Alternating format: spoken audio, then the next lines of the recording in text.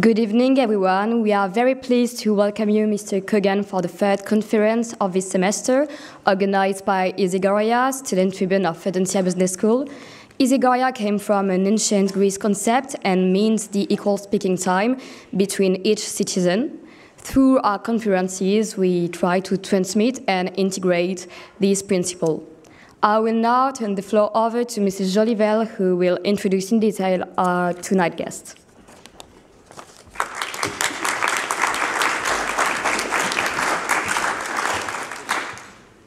What if I told you that the answer to the Russian war in Ukraine lies in our history? What are we willing to accept? What is our walk-away point? How are we going to deal with all this? The past holds the keys to our future, and history speaks to us if we're willing to listen. So, who could be best to share his views with us on the Russian war in Ukraine than an American of Russian origin who is an historian, an expert in negotiation and mediation, and who teaches at Harvard Business School? Somebody who defines himself as analytical and business-focused rather than theoretical. Yes, the co-author of the book, Mediation, Negotiation by Other Moves, is amongst us tonight, so please join me to welcome Eugene B. Kogan.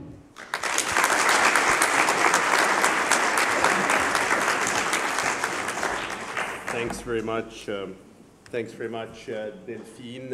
Is my mic working? Can everybody hear me? Yes. Even if my mic is not working. The gentleman back there in the red, can you hear me? Yes.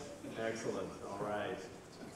Thanks very much, Delphine. It's such a pleasure to be for the first time in Nantes, my first time in your beautiful historic city, first time at Audencia. It's a beautiful school. I want to thank Christophe Germain, the Dean of Audencia, for having me here. He was very gracious to greet me upon my arrival. I told him it's an amazing school. It has great curb appeal. The first impression was very, very strong. I think now the gentleman is going to perform the act that none of you are supposed to see, which is look behind me here and find my microphone and turn it on. None of you are seeing this. And the moment I say that, of course, you will look very closely, which is the act of, so this is better. Okay.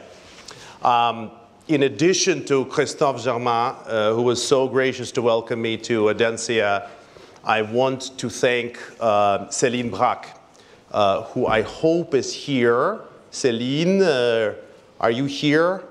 If you're here, I want to thank you, and if you're not here, I still want to thank you for bringing me here and for making it possible for all the organizational details to be so well organized. I also want to obviously say a warm thank you to my colleague Delphine Jolivel, who has been behind this process of getting me here for a long time, and two very talented students, Céline Baron and Léa Weisbrot, to whom I am very appreciative for bringing me here, for hosting me, and to whom in advance I thank for asking me very easy questions later on. So to those individuals, Christophe Germain, Céline Braque, Delphine Jolivel, Céline Baron, Léa Weisbrot. Can we give a very warm and enthusiastic Audencia?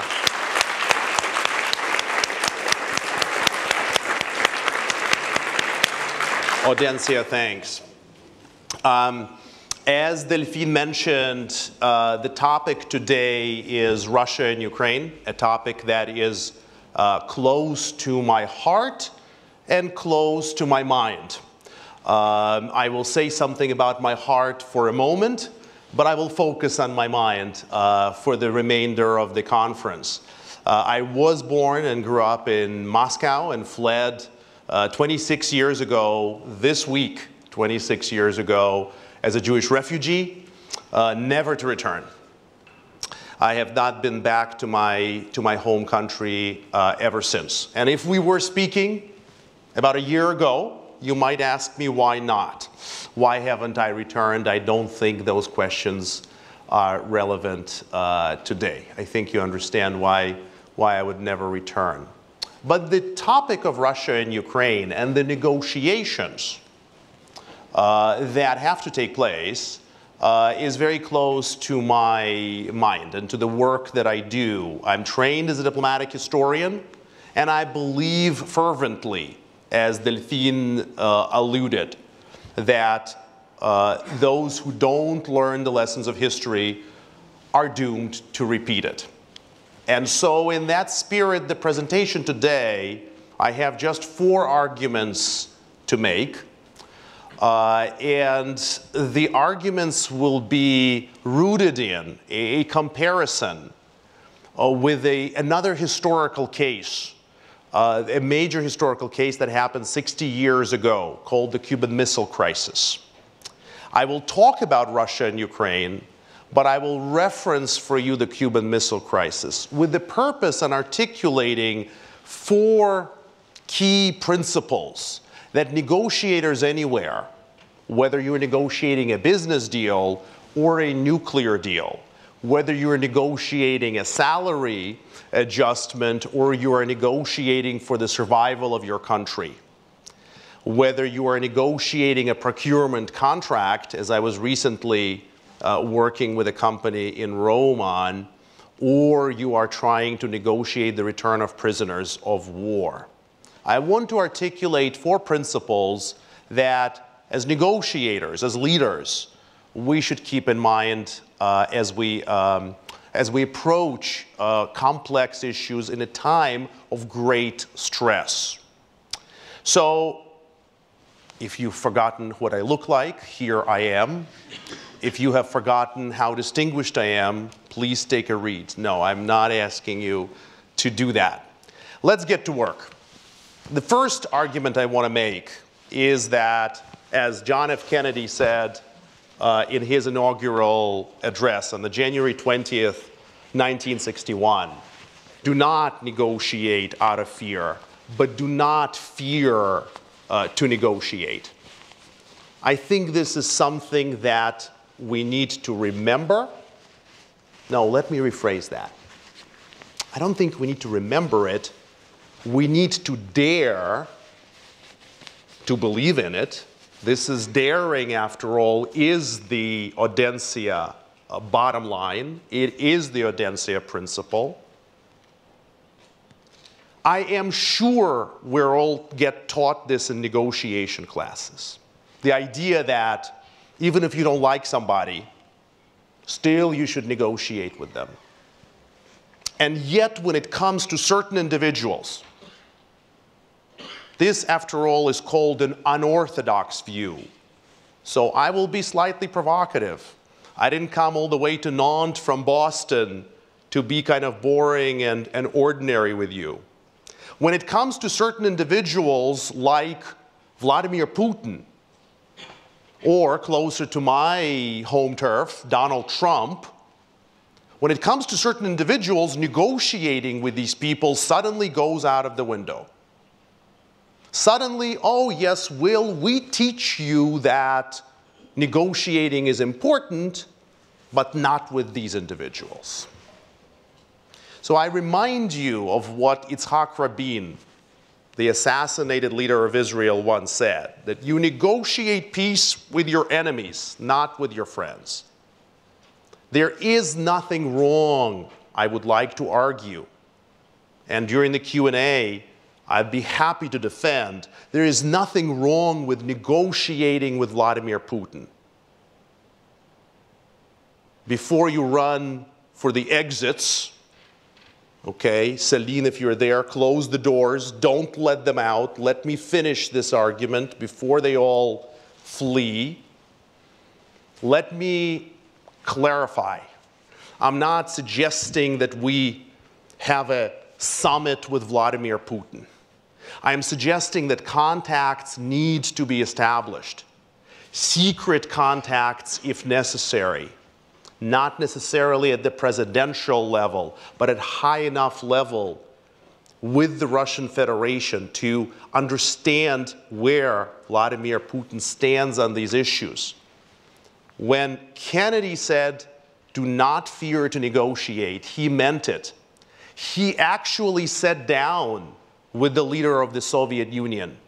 He sat down with Nikita Khrushchev, this fella here, who was 20 years older than Kennedy at the time in 1961. He sat down with Khrushchev when Khrushchev was really threatening nuclear war against the United States. In other words, an American president sat down directly with a Russian leader, with a Soviet leader at the time, when the threat to American security, indeed American survival, was much, much more acute than it is now. So, and I'd be happy in the Q&A to talk about who might be a good, here's an idea for a good question, who might be a good negotiator with Vladimir Putin. But I want you to just think about this. There is nothing wrong with sitting down with somebody at the negotiating table. It does not mean agreeing with them or agreeing with with the policies they are pursuing. That's my first argument. My second argument is the importance of creating an empathy process. Here again, I want to delve a little bit deeper than we usually go in negotiation classes.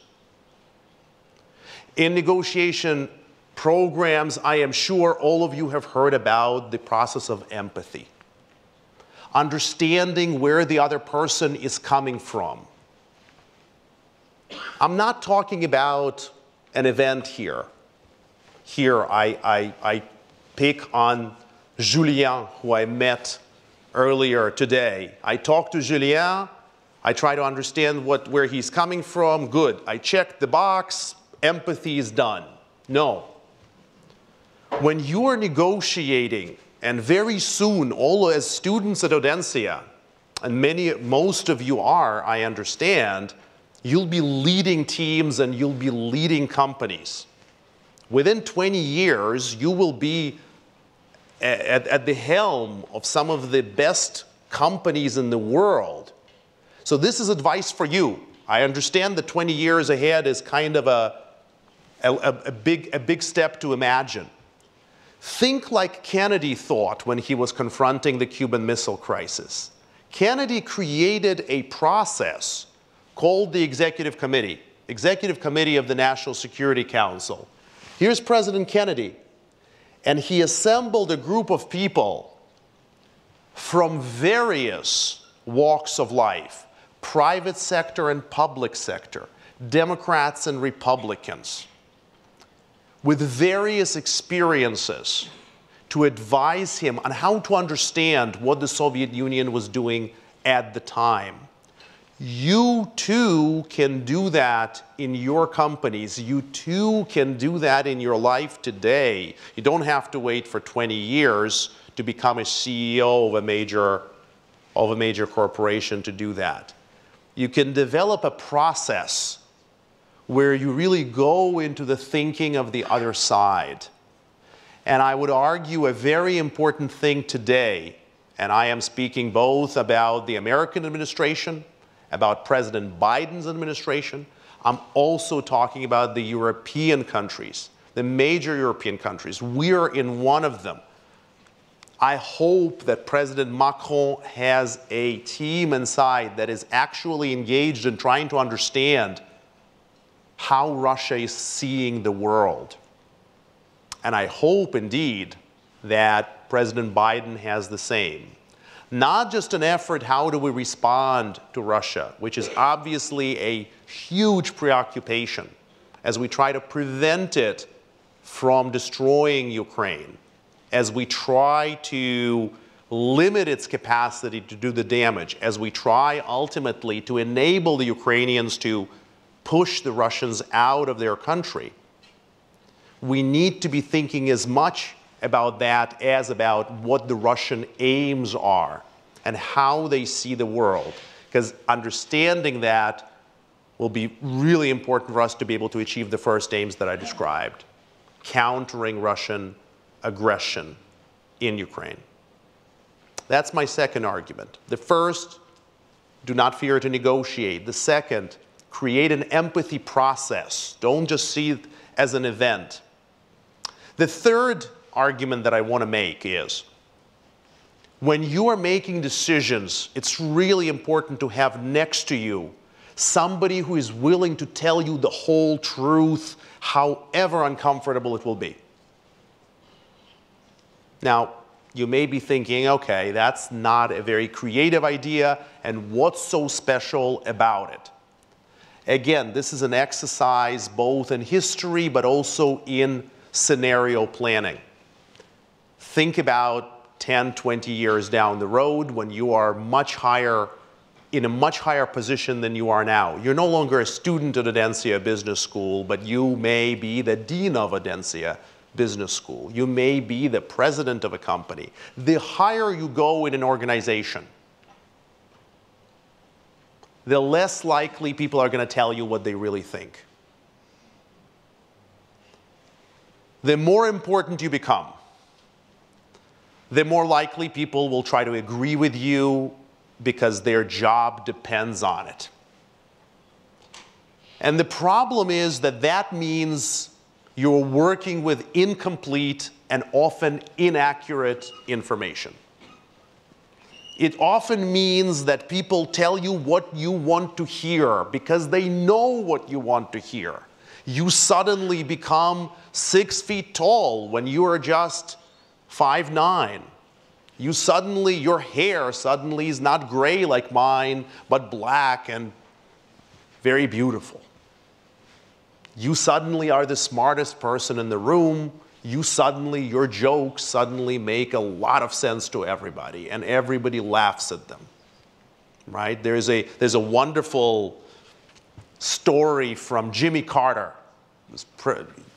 president of the United States in the 1970s. He goes to Japan, and he has an interpreter who translates for him. And during a speech, he makes a joke. The interpreter says something, and the audience erupts in laughter. Carter finishes his speech and then approaches the interpreter and says, I've always been curious, how did you actually translate my joke? Because, humor is difficult to translate usually. And the interpreter said, well, what I said was, President Carter just said something very funny. You must laugh now. And everybody laughed. It may be a simple, funny little story, but it illustrates the nature of power. The nature of power is that it's great to have, but it limits your information access because people will tell you what you want to hear.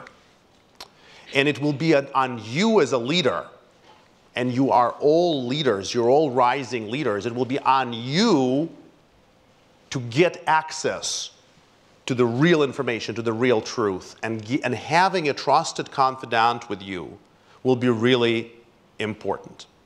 President Kennedy had that in his brother Bobby Kennedy, Robert Kennedy, right, during the Cuban Missile Crisis. Bobby Kennedy could tell the president Stop fiddling with this idea. We need to work it out on our own.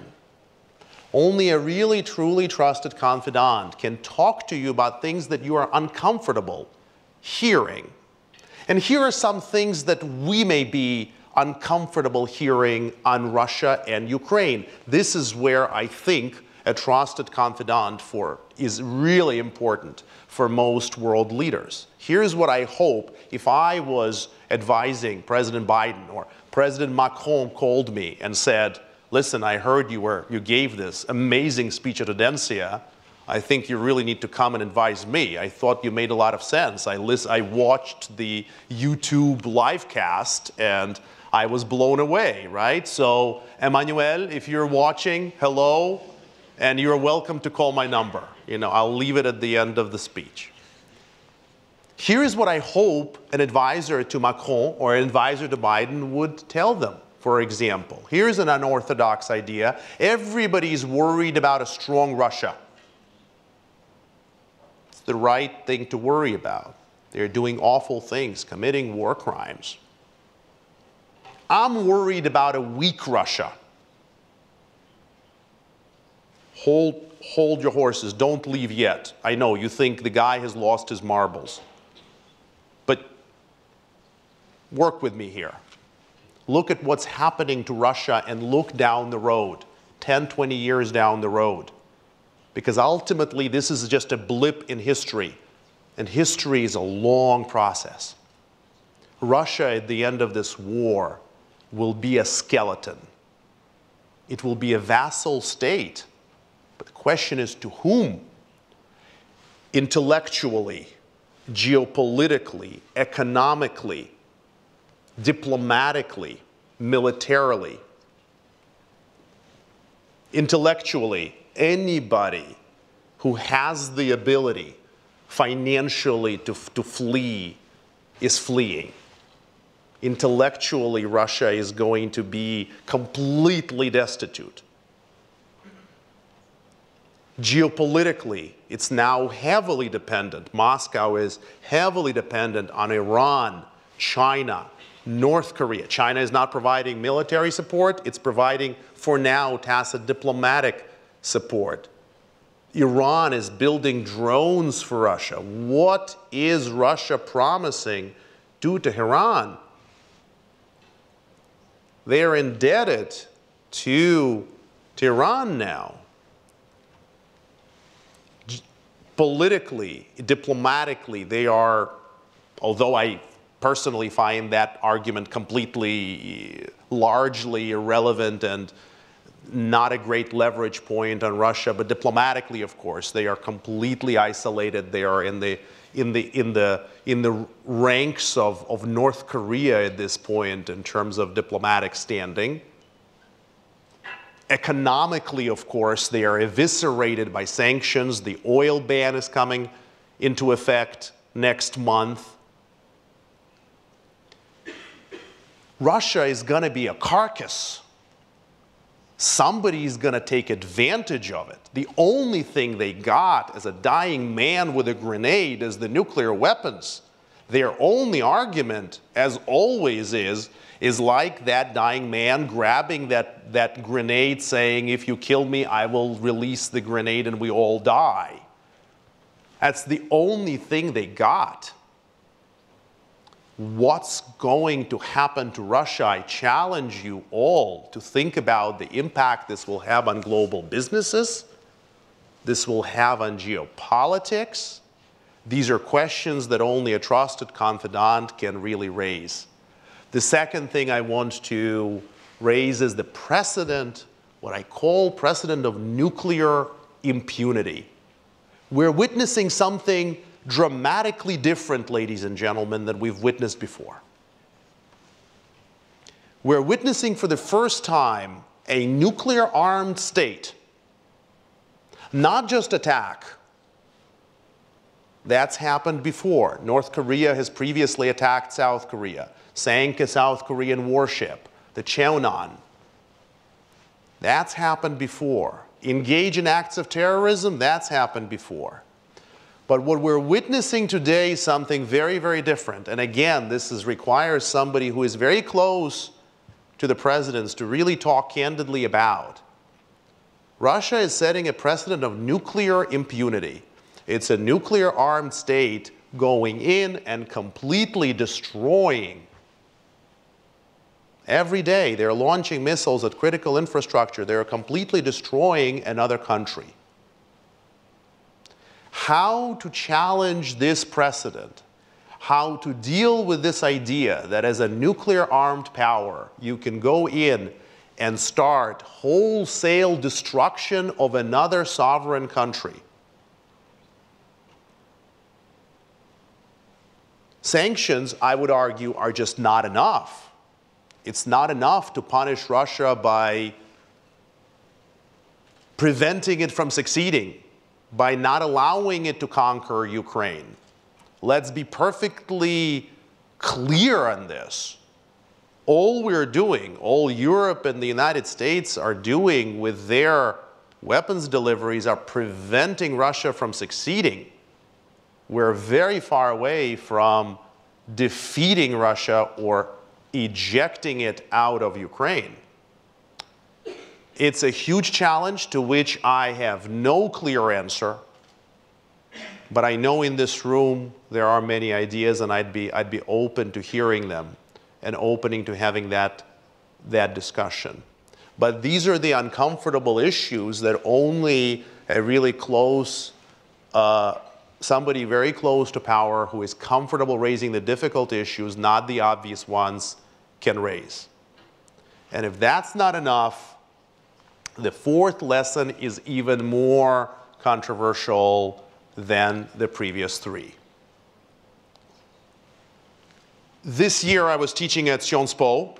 I just came back, came from Paris this afternoon, and it was the most intense intellectually and emotionally for me. I've taught at Sciences Po for 6 years now, and it has been the most emotionally intense period of my teaching ever. At Sciences Po, at Harvard, at KEDGE, anywhere. Teaching negotiation, teaching international negotiation during a time of war has been incredibly emotionally gripping for me, for the following reason. We have driven Vladimir Putin into a corner, and we are refusing to have a conversation about how to give him an exit from the situation into which he put himself. The reason this is so gripping to me as a teacher of negotiation is that I am sure, Delphine, I am sure other teachers of negotiation, I have said this, I say this in almost every class on negotiation. Do not drive your opponent into a corner.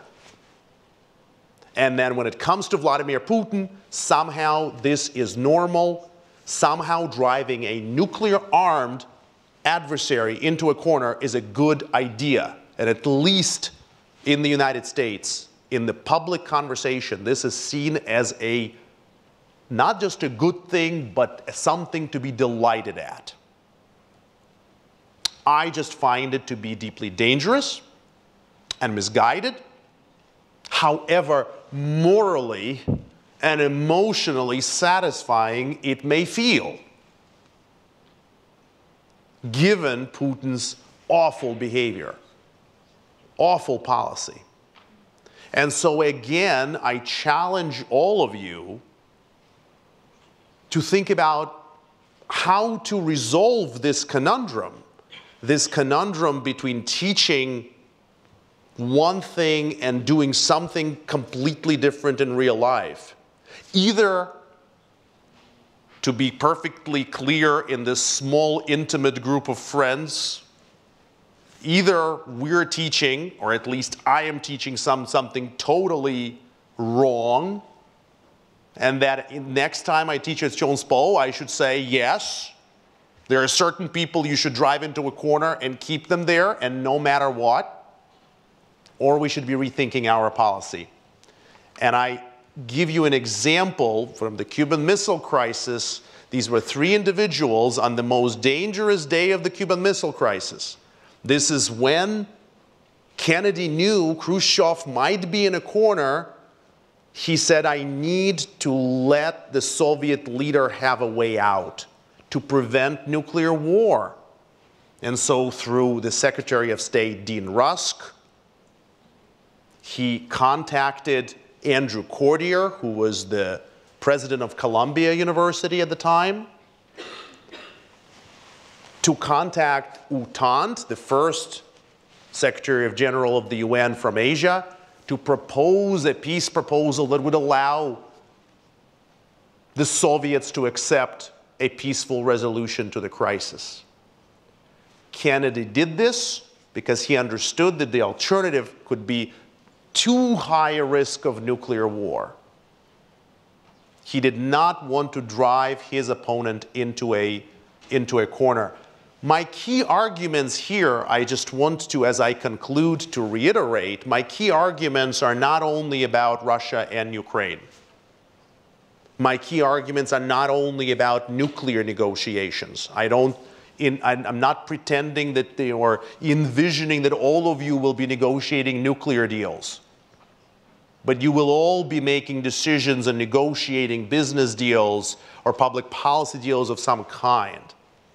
And I hope these arguments will at least give you some thought. You don't have to agree with me on these arguments, but I do ask you to think about them. Just remember there was a politician once running for office in the United States, and he said, he was speaking to a group of voters, and he said, if you agree with about 50% of what I'm saying, you should vote for me. He said, if you feel that you agree with like 99% of what I'm saying, get a psychiatrist, right? And so I say the same thing to you. If you really think you agree with everything I'm saying, it's too bad, because I hope I've generated some thinking. But if you disagree with something, I hope you will now raise it in the Q&A. I thank you very much for your attention, and we'll look forward to your questions.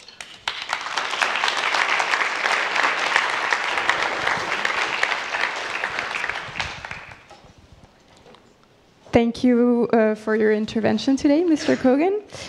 We are again very pleased to welcome you. So first of all, we want to ask you a very interesting question in regard with what you were saying. What are the similarities between and differences between the Russian war and the Cuban Missile Crisis? Before I answer that, I just realized that I forgot an important audience who is watching us now.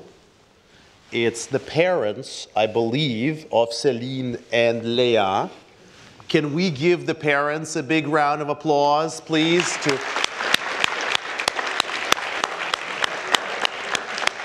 And may I say, if the parents are watching, I think the camera is right there, that your daughters are incredibly smart, and they're asking me, despite the fact that I asked them not to ask me the hard questions, they're asking me the hard questions. So they're very persistent as well, and that's important in negotiation.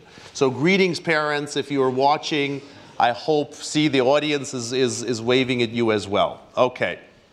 So at least a couple of people are still awake, which is always a good thing in an audience. I hope I didn't embarrass you.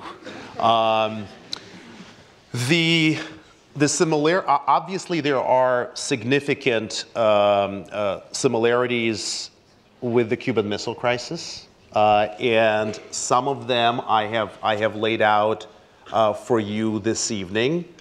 I'm not going to go over the arguments that I've already made, but I think you see where I'm leaning in terms of how important it is to learn the lessons of the crisis.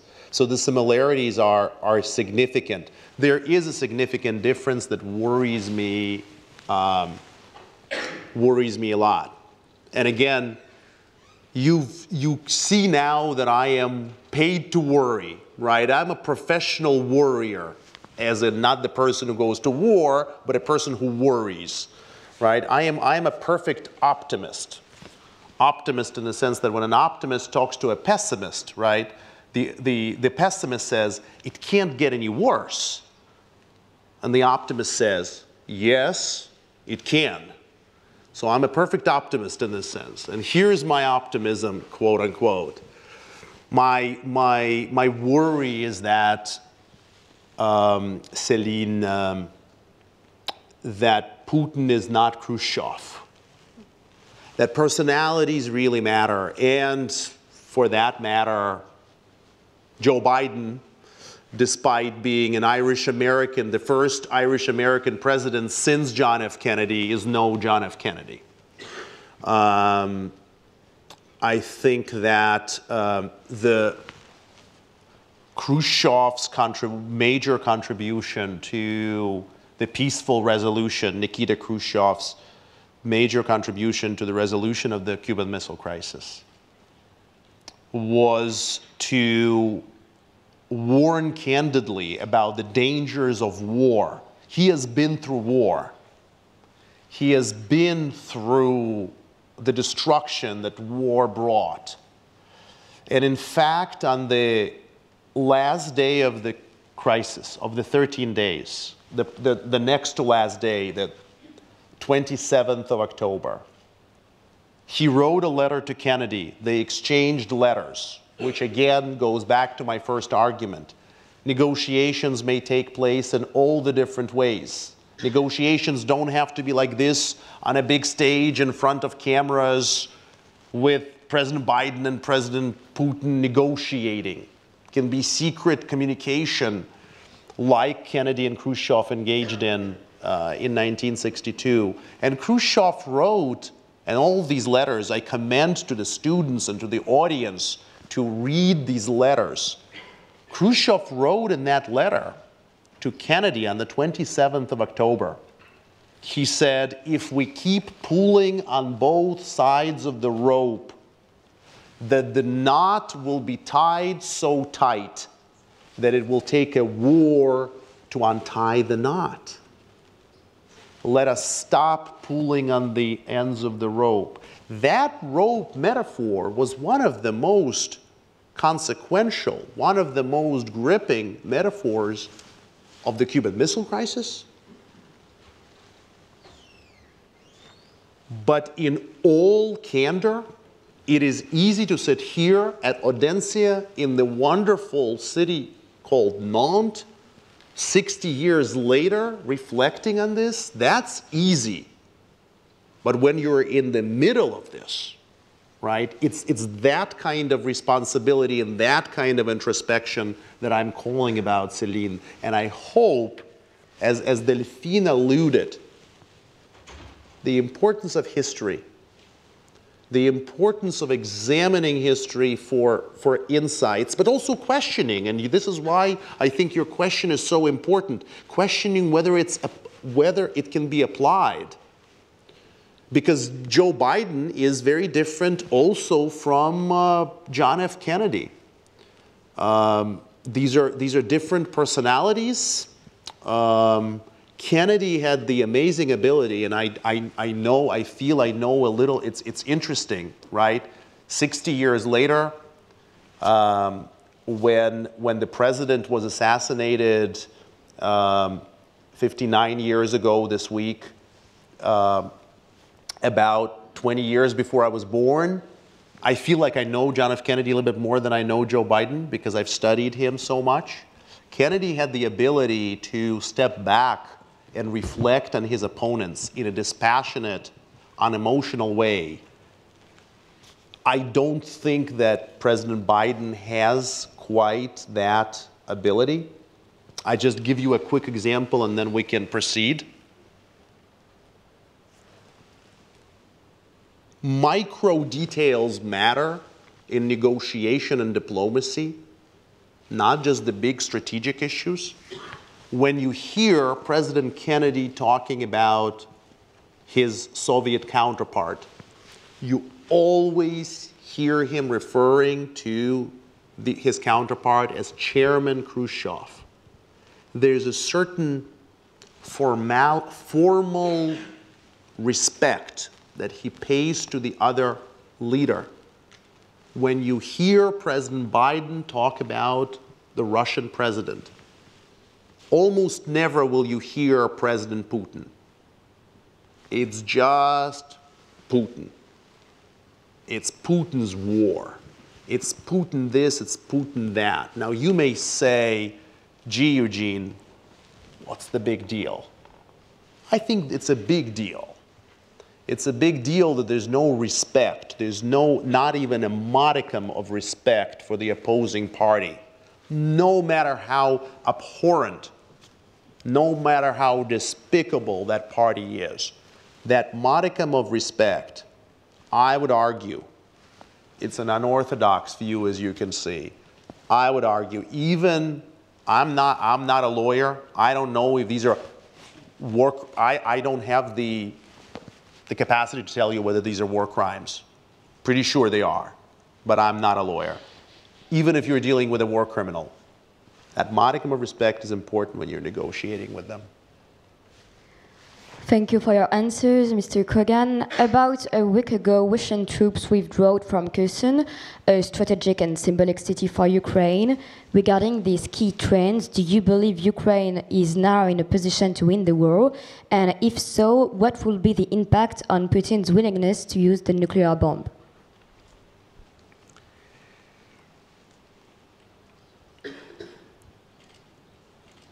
Winning is the wrong terminology to use. Again, I teach negotiation, I teach diplomacy. I had this question come up, I had this conversation with my students at Sciences Po on Monday, where we had a simulation, we had a Russia-Ukraine simulation, Leah, and we were talking about how to think about the exchange that was taking place. And one of them said, well, I don't think we're winning. And my response, candidly, was that if winning is what you're after, if winning is what you're examining here, then you have been in the wrong class for the entire semester. In a class on diplomacy and negotiation, I don't talk about winning or losing. That's the area, if you want to study that, you study war. You study military strategy. You study how to defeat an adversary. We're engaged right now between Russia and Ukraine. We're engaged in a very, very coercive but negotiation. A coercive negotiation is a term that I have coined based on my doctoral work, and it's something that I teach at various institutions. And the reason I introduced that, Leah, is that I think that it is unthinkable to me, no matter how desirable the goal may be. It is just unthinkable to me how we can completely defeat Russia. Given that, as I say, given that there is a nuclear option always, unfortunately, in the equation, the defeat of Russia may be desirable, but I just don't think it is feasible, at least in the short term. The withdrawal from Kherson is incredibly encouraging, and the Ukrainians are fighting valiantly. But I think we have to be very realistic about the constraints under which we're working. And again, I come back to this issue of driving the opponent into a corner. I don't have enough of a reading of Russia's internal politics and of how far President Putin can be pushed before he is pushed across a point that cannot be, that is essentially a red line for him. And this, I believe, is the great challenge for us as an international community. It's not to defeat Putin, but to punish him enough and strongly enough to dispel the notion of nuclear impunity. This is the big challenge. I don't think that a total defeat of Russia is feasible, but I do think some kind of a punishment regime needs to be imposed to demonstrate to other nuclear powers that this kind of behavior is not only not acceptable, that's easy to say, but that would be punishable so harshly that they would be, as a result, deterred from doing it. That, to me, is the key challenge of the current situation. Thank you for giving us your analysis about the war key trends. Now we will get on with your expertise. You mentioned using mediation with Putin. What are, in your point of view, the main differences between using mediation and negotiation in the Russian war with Ukraine? So thanks for highlighting my book, Céline, which is available on Amazon for anybody who wants to purchase it. And I assure you that if you do, I'm not getting that very rich. You know, I get about 25 cents per book sold, but it does make me happy. And so parents of Céline and Léa, please go online now and check out Mediation, Negotiation by Other Moves. Especially Céline, because she's the one who asked the question. So mediation, of course, is facilitated negotiation. And mediation is very relevant in this respect in today's environment because we're dealing with two sides, Zelensky and Putin, Ukraine and Russia, who have a great deal of difficulty getting together in a direct negotiation. In such difficult circumstances, that is when often having a mediator can really be advantageous. And again, a mediator, just to be absolutely clear and avoid misunderstanding, does not have to be, like Léa here on the stage, sitting between me and Céline, being a mediator between us. A mediator can be very much of a secret mediator, passing messages from one side to the other. Informal mediator, starting with the lowest levels of government contacts, but at least facilitating some kind of an exchange of information that would begin a diplomatic process. And of course, and this is why your question, Céline, is so timely, the question becomes who would be an appropriate mediator? What would be the qualities of a good mediator? What are qualities of a good mediator anyway, in any situation? Well, a good mediator, number one, is totally neutral. Totally neutral, totally equidistant, like Léa is here. And if you think I am picking here on minuscule details, actually not. This is really important. The fact that Léa is positioned literally the same distance from me and the same distance to Céline is really important mediation. Mediation, I would argue, to begin with, begins with the architecture of space. How is space organized? Because if Léa is sitting closer to me and farther from Céline, Céline will feel immediately that there's more of a connection between me and the mediator than between Céline and the mediator. So translating that into the realm of Russia and Ukraine, where would mediation take place? In what city? In what country? What country would be such a neutral place where both the Ukrainians and the Russians would feel completely comfortable and equally empowered. A mediator also has to have enormous reserve of emotional equanimity, right? Because the two parties, when you have a real conflict, and here you have a real conflict, there will be a lot coming from both parties at each other. The mediator needs to be very calm and be able to absorb emotions from both sides. So again, the personality of the mediator matters a lot. I imagine it has to be eventually, it has to be a head of state or a former head of state, maybe a former foreign minister, a seasoned diplomat who could facilitate these conversations between the Russians and the Ukrainians.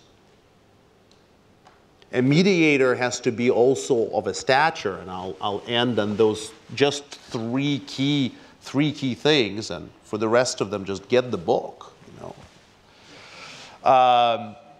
Three key things. A mediator has to have enough gravitas to speak truth to power, because when you are dealing with very high-level officials, again, the temptation would be to say, oh, yes, Mr. President, no, Mr. President. A mediator is not beholden to either side precisely because it's not their conflict. They're in the middle, but they're not in the conflict. They're between the parties, but they're not part of the conflict.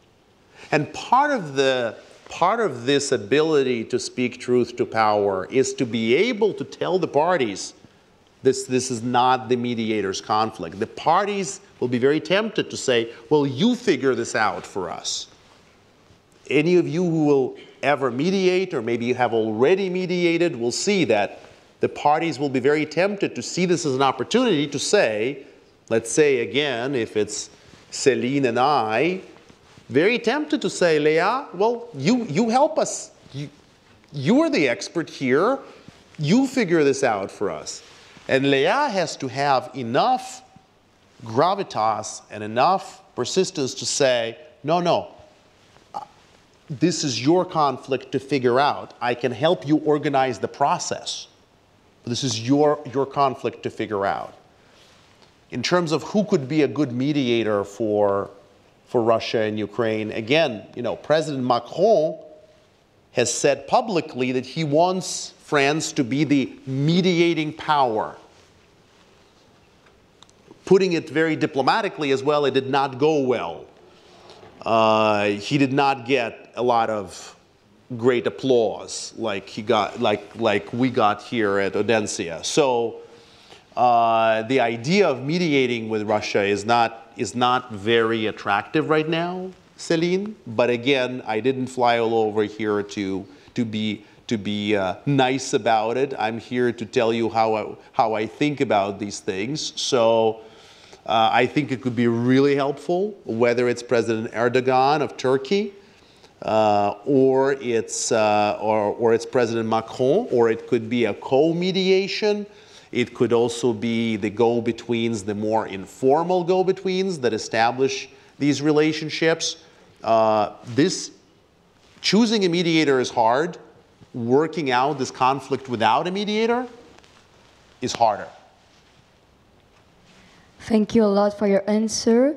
Do you believe that the Russian war in Ukraine, if there is not enough negotiation, could lead to a third world war?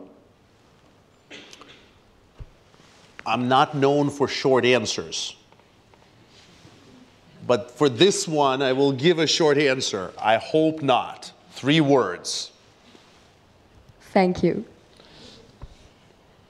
So thank you for giving us your time to answer our questions. Now we will continue with the audience's questions.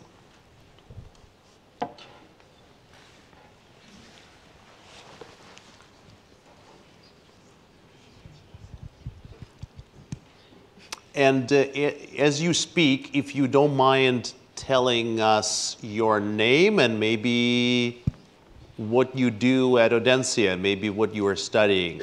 Something very, very short. I think the lady in the, oh, well, the lady in the front, yeah? Hello, I'm Elena, and I'm a bachelor, so the other small school of Audencia. Maybe you know.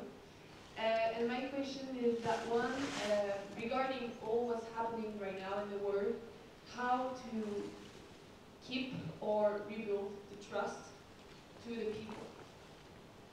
And tell me again your name. Elena. Elena. And rebuild the trust. I'm sorry, I'm going to give in to my professorial duties here and ask you to expand a little bit. Rebuild the trust of which people in which countries? Tell me a little bit more. I mean, in all the world, because today we have a lot of mixed cultures, so we are really able to exchange, to build new stuff, and to create a lot. But with all those problems who are happening in different countries, how we can keep this, this trust to all the people, how we can continue to show emotion, to share things together, and to keep this essential things that we are building right now in the world. Elena, I think this is like one of the critical questions of the world today. I mean, the question of being together as an international community in a world which is in a world of diversity. In a world of diversity, but in a time of enormous transparency, radical transparency. We know more about each other by virtue of social media, by virtue of instantaneous communication than at any other time in history, coming back again to this notion of history and the importance of history and drawing lessons from it. I mean, this talk is being live cast on YouTube. People are posting it, tweeting it, doing whatever you guys do on Instagram. I don't even know what that is, I'll be honest. I will claim the elderly card here. I don't know what Instagram is and how it works. People have tried teaching me. I just can't, I'm not smart enough to learn it. I'm sorry. I think what the world really needs, and I will speak significantly, Elena, here, refer at least, to give you an example, to my own country, to the United States. I think the world needs mediation. And by that, I don't mean formal. Your question was, how do we all hang together? How do we all keep together, keep living together? I really do think we need mediation, not in the formal sense. I'm not saying we need to all gather in groups, find ourselves a professional mediator and start resolving our differences. But I do believe that we need more people with a mediation mindset, with a mindset that brings people together versus tears people apart. A mindset that designs spaces that include versus exclude. A mindset, and you're wondering, okay, he's doing his academic talk again, and I'm not clear where he's going, and why did I come to this lecture at all? So let me make this very concrete for you. So many times, you go to a social event, a drinks, right? Like at Audencia, I'm sure, you have wonderful food and drinks, and you stand around a table. Oftentimes, you find yourself in a group of people.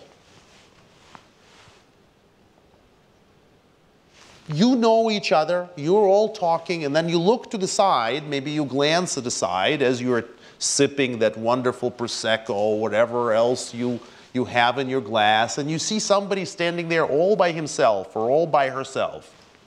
They're not in your group at all. You don't know them. Maybe they look different from you. Maybe you are immediately kind of like, I don't know who they are. Here is an idea. Say, why don't you join us? Join us. We don't know you, but join us. Hi, I'm Eugene. What's your name? I've so many times seen that not being done. I've been on the receiving side of that. When you come into a new group, when you come into a new event, so much you want somebody to say, hey, you're not part of this group. Welcome. Think about that as you go through life, whether a social event or a professional event, whether it's a party or it's a team meeting. Try to think like a mediator, because ultimately what mediators do is bring people together across differences, across boundaries, around a certain space. And the space doesn't need to have a table. In fact, the best space does not have a table, because the table separates. There was an American writer once who said, corners cut off conversations. Because if it's a table with corners, there will be a hierarchy. If it's a round table, everybody is equal. And if there's no table, there's no barrier between people at all.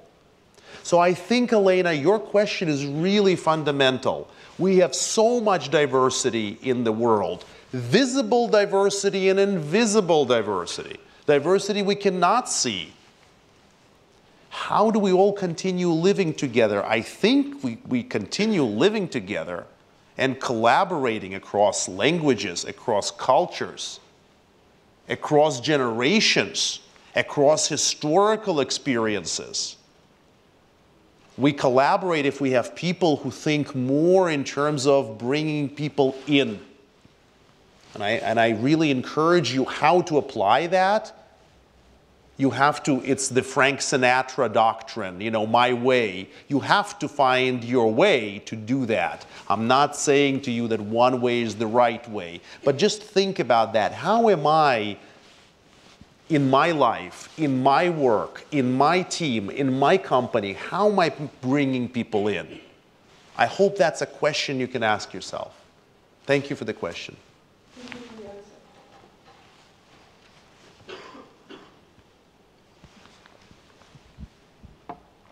Hi. So I had a question. What is your name, please? Tidal. Yeah.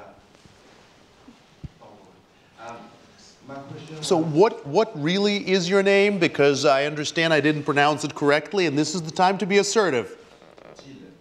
Tile. Tile? Tile. T-H-Y-L. T-H-Y-L. Yeah. Thiel. From the Netherlands. Okay. And where are you from, Thiel? France. Great. That's a good answer. Don't be embarrassed by that. It's a good country. All right. Tell me. So my question was about what you told us on how you view negotiating in general. Because one of the points you showcased was that we do not need to negotiate out of fear. And another point was that we needed to give a way out to our opponent. But I'm not sure how we are supposed to do that if we do not have the upper hand. So my question would be, how do we negotiate when we are not in a position of strength? Why do we have to have, let me do a mini class here, because asking questions is easy. Let me throw one back at you. Why do we have to have an upper hand to give the opponent a way out? Why is that a prerequisite for? Well, I guess it would be because giving someone a way out is only possible if the people in front of you have something to lose and are likely to lose it. Because if people don't believe there's something to lose, they are not going to accept your offer.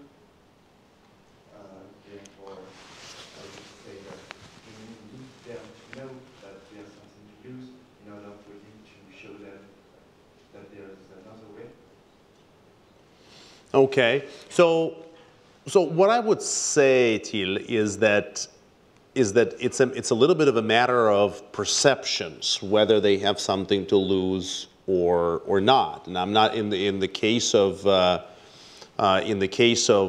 Russia, for example. I don't know that we know how exactly or well how President Putin sees his options. We have an idea, but we're not sure what his idea of something to lose is, what that something is. Having said that, I think that the idea of giving somebody a way out is not about threatening them with loss. It's quite the opposite. The losses are being imposed by the punishment that is being exacted, right? Economic punishment, sanctions, punishment on the military punishment. Obviously, they're losing people in this war, in this brutal war.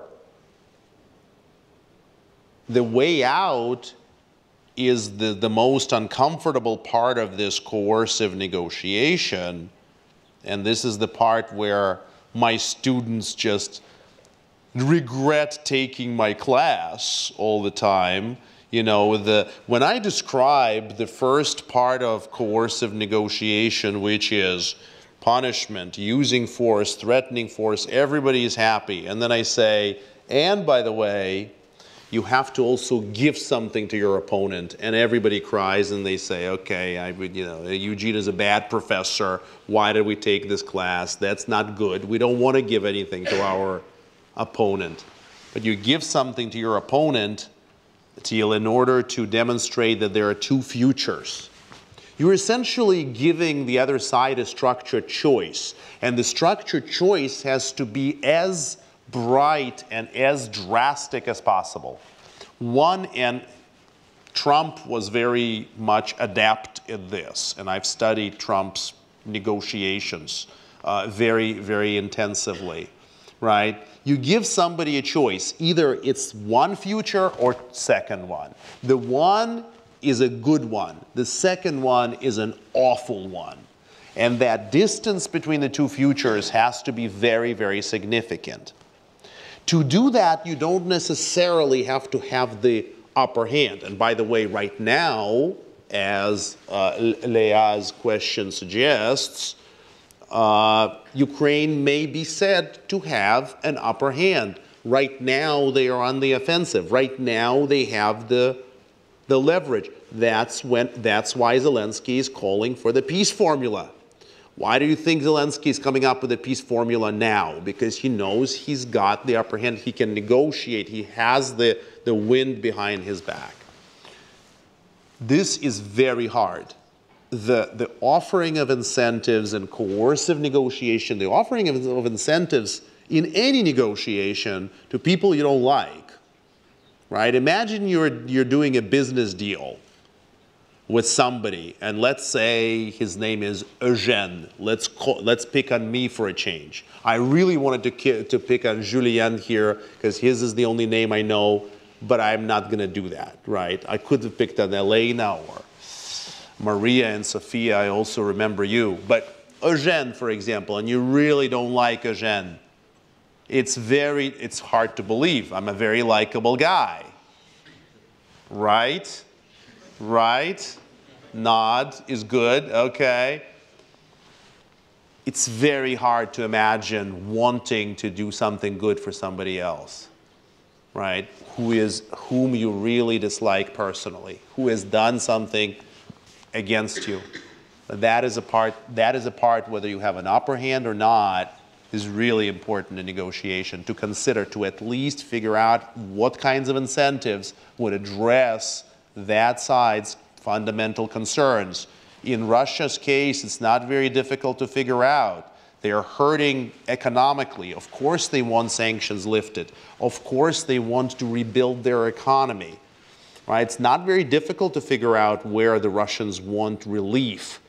And it's a question of how do you condition that relief on cessation of hostilities, on cessation of bombing, and withdrawal from Ukrainian territory. That's the challenge in the Ukrainian negotiations. Thanks for the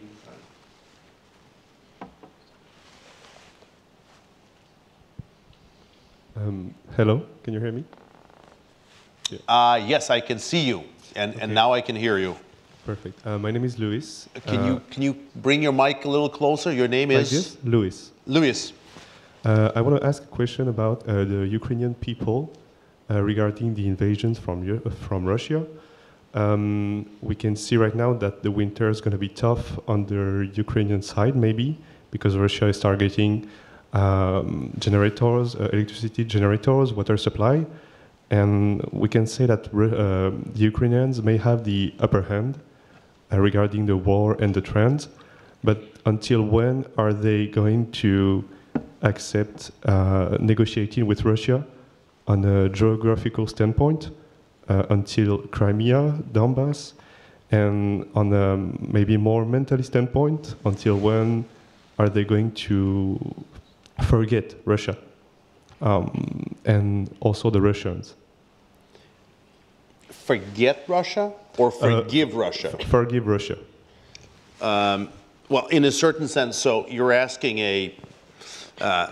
my connection to Ukraine is my paternal grandparents came from eastern Ukraine, smack in the middle of eastern Ukraine between Luhansk and Donetsk.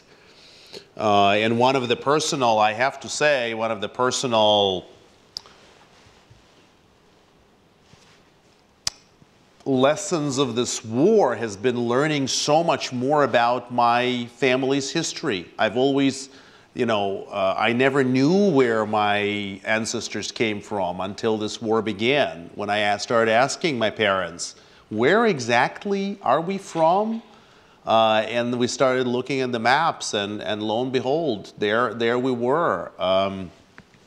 So in a certain sense, Luis, the question about what Ukrainians will believe is, for me, I'm a little out of my element to be telling you how Ukrainians feel. I mean, I can tell you my sense, but I say this with great humility and with the proviso that I am not Ukrainian, and I do not pretend to know how the Ukrainians will feel. I think the issue of forgiveness, gosh, you're raising a big one.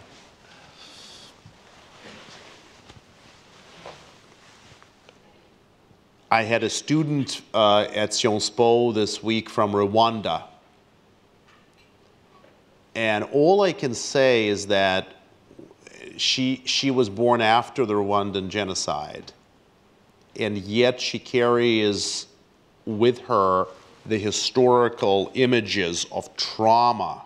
As we were talking, she used that word, trauma. And words matter.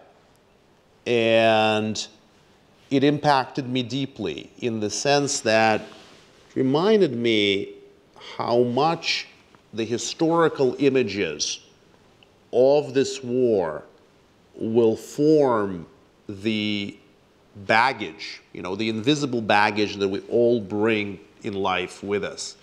The invisible baggage that Ukrainian, both young people and adults, will now carry with themselves in life, not only in negotiation, not only in this negotiation, but in life. How much the trauma of this war will form at least a major part of their historical identity, maybe emotional identity. That is a long way of saying, I'm not a psychologist, I'm not a psychiatrist, I'm not a Ukrainian, but I imagine, Louis, that the issue of forgiveness will take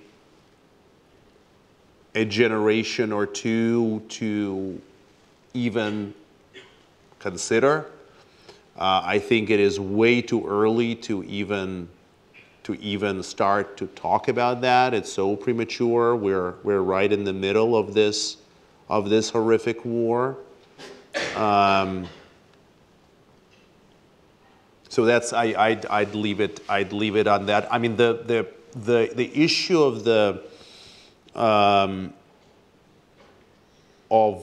the republics, of the newly annexed republics and Crimea are very, very complicated. And I think we may be looking at, in terms of a historical parallel, we may be looking at the experience of the Baltic states, Lithuania, Latvia, Estonia, who were occupied by the Soviet Union for decades before becoming free in '91 or in the early '90s. And I think we may be looking at that kind of an experience where we will need some, we can only all of us who are not Ukrainians can wish Ukrainians a lot of strategic patience. They certainly have enormous fighting spirit today. And we just have to wish them a lot of strategic patience as they go through this, because this may be a long process. This will be a long process.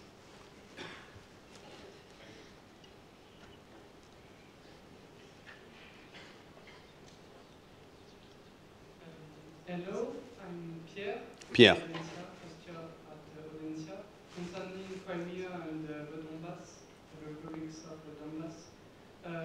Do you consider that Russia has placed itself in a deadlock because Russia don't want to lose Crimea as well as these republics that they planned to annex, I think? And, I'm sorry, this creates what? A deadlock between Ukraine and Russia, because Ukraine wants those territories back. They consider them part of their territory. So, do you think there is a way out for Russia? Because if they lose those territories, the Russians themselves will think that it is a defeat, and we must find a way to give them a way out, like you said in your conference? Well, I think that theoretically, I don't think that President Putin has any problem, if he wants to claim victory and get out of Ukraine. He has plenty of things that he can say for the public consumption that will make it sound like he's accomplished his aims and his job is done, and not lose face.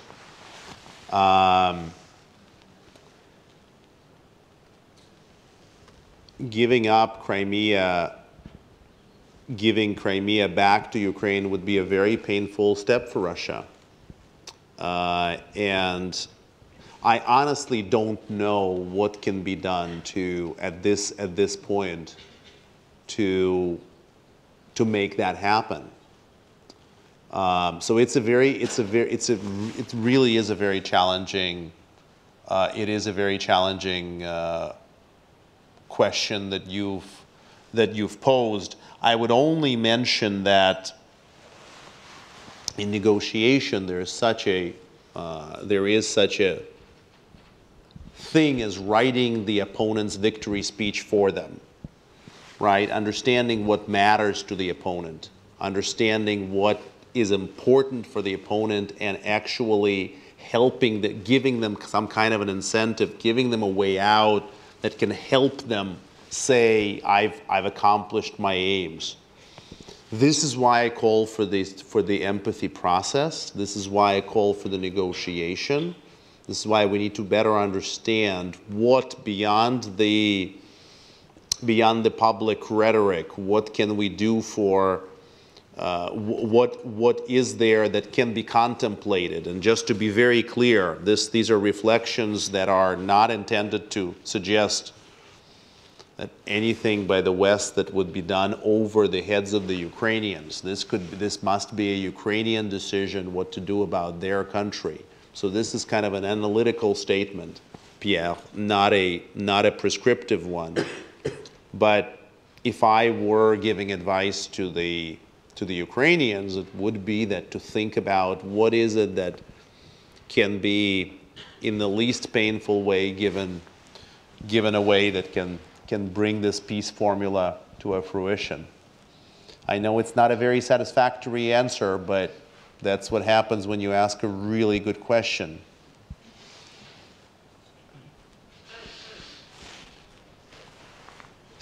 Hello? Yes, we can hear you. Hello, Dr. Kogan. I have a question. My name is Benjamin Tan. Benjamin. I study here at Audencia. I'm doing a dual degree, specializing in consulting. A dual degree with what university? So, dual degree with EC Paris, Engineering University in Paris.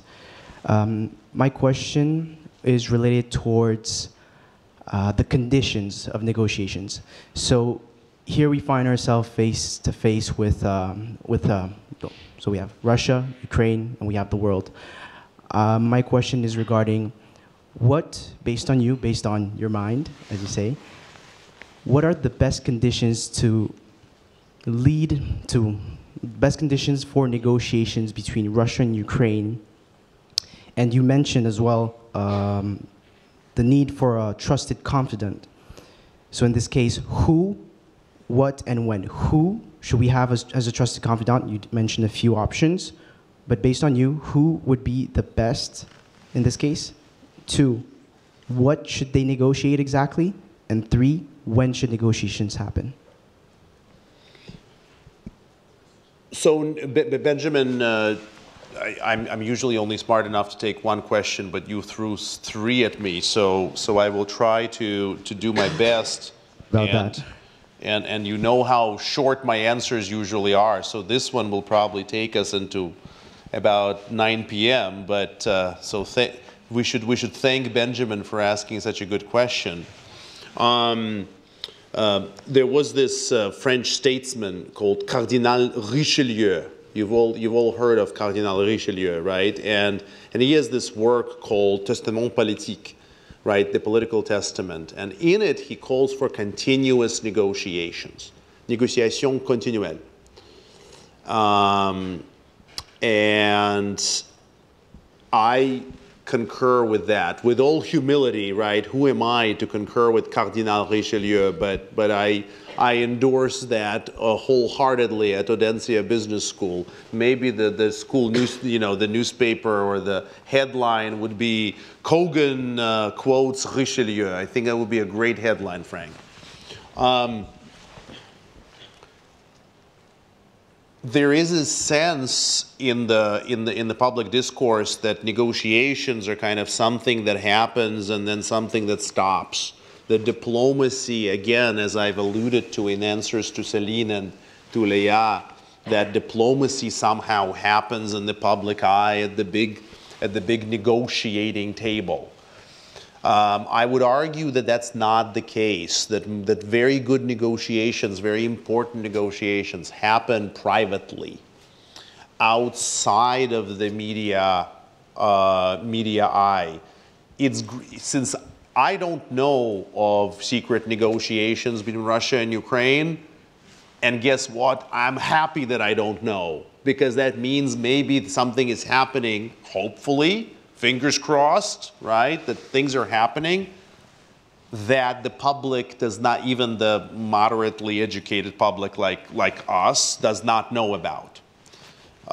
So argument number 1 would be for secret diplomacy. How it would happen, it would be a secret diplomacy.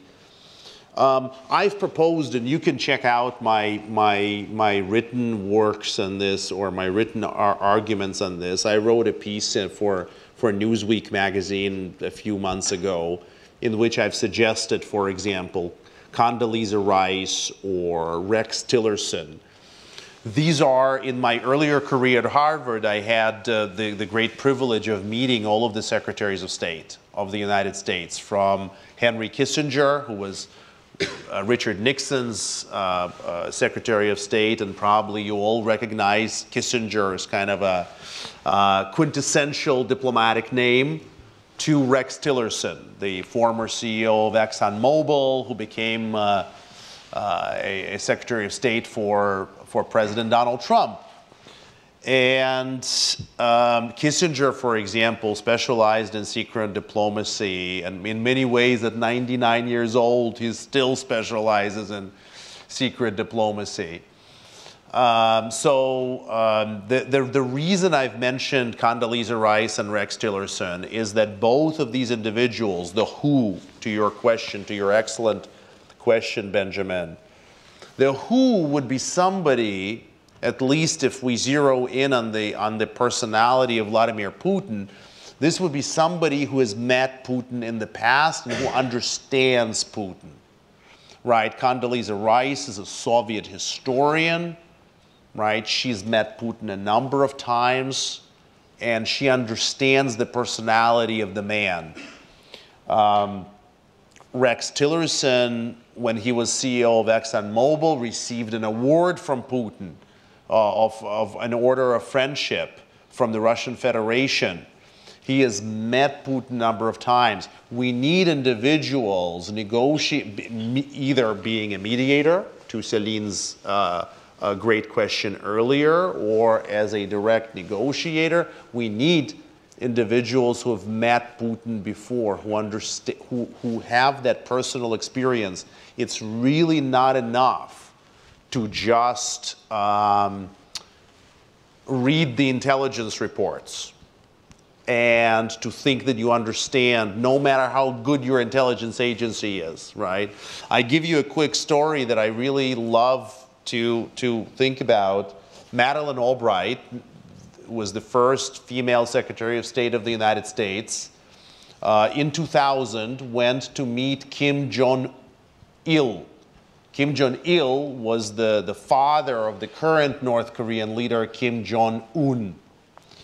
And Madeleine, who's passed away just recently, a great loss for the diplomatic world, for the for America indeed.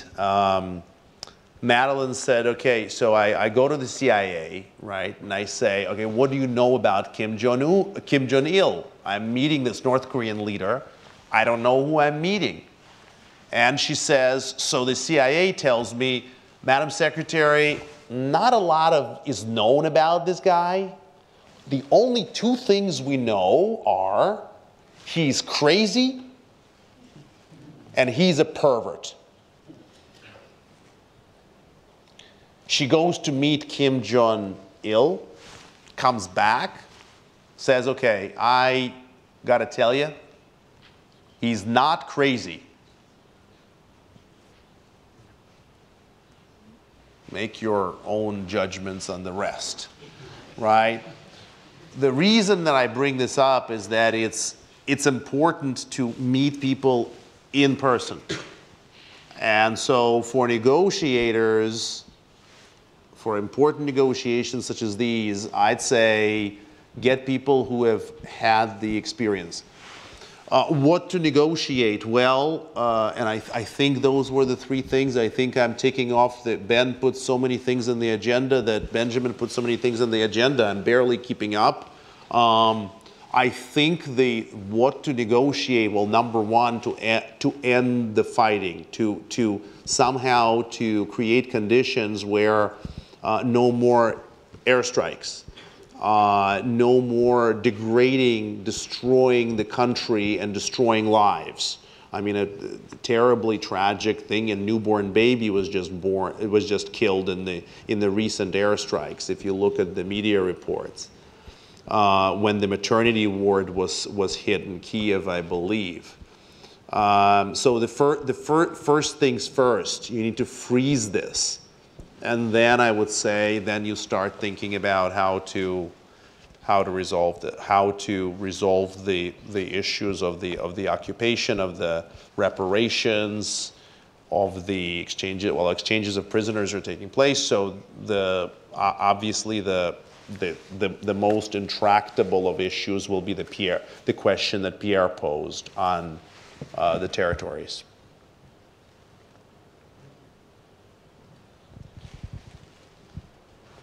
We're going to take one last question since we're running out of time.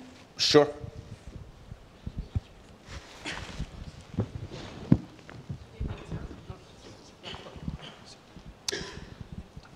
You can tell me the question and I will repeat it.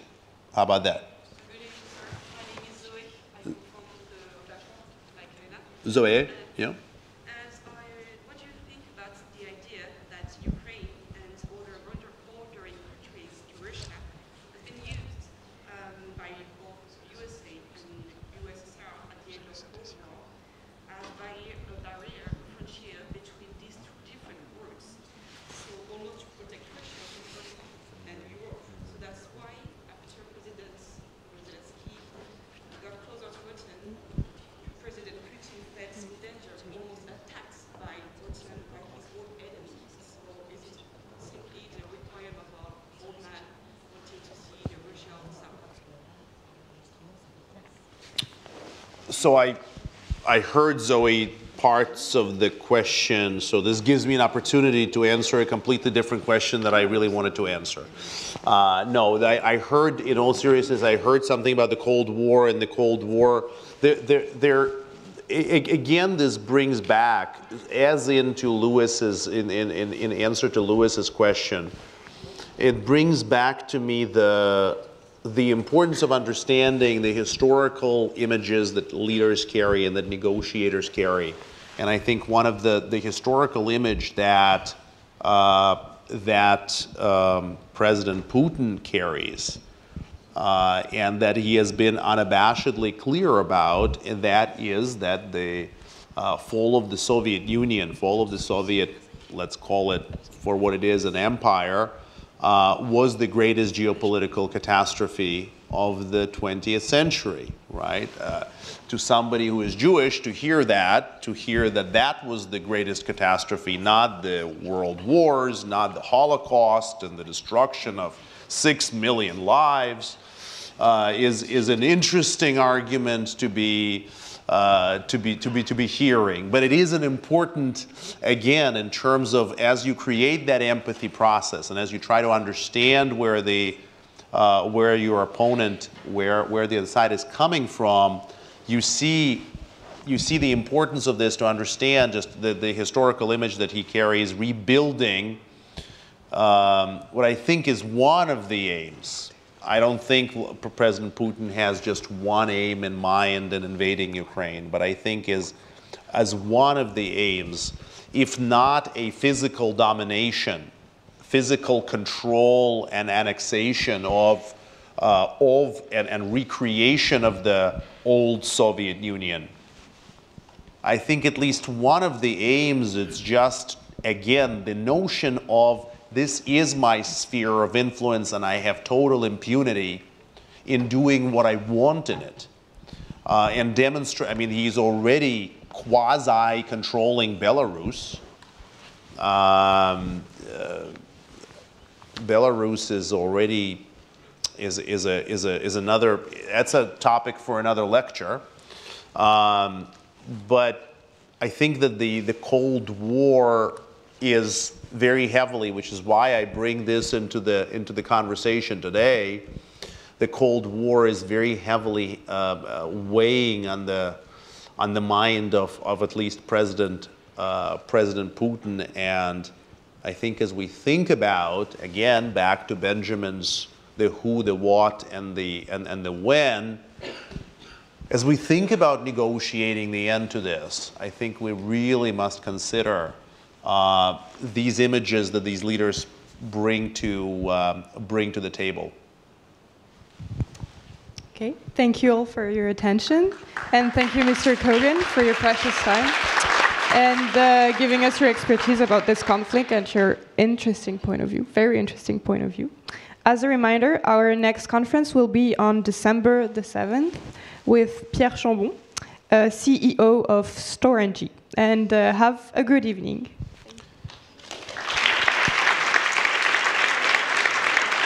Thank you, guys. It was great.